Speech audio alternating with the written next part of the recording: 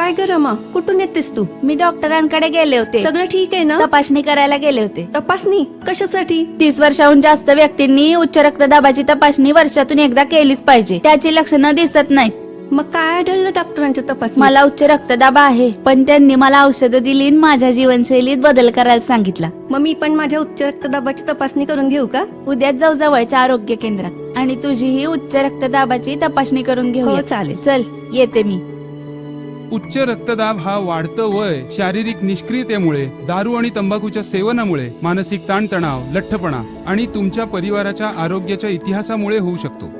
याच्यामुळे तुम्हाला पक्षाघात, हृदयरोग, मधुमेह, किडनीचे आजार होऊ शकतात. तुमच्या आहारात मिठाचं प्रमाण कमी असावा, पालेभाज्या आणि पूर्ण कडधान्यांचा आहारात समावेश असावा. रक्तदाब नियंत्रित ठेवा, जीवन आनंदात जगा. सार्वजनिक आरोग्य विभाग, महाराष्ट्र शासन, राज्य आरोग्य शिक्षण व संपर्क विभाग, पुणे द्वारा प्रसारित.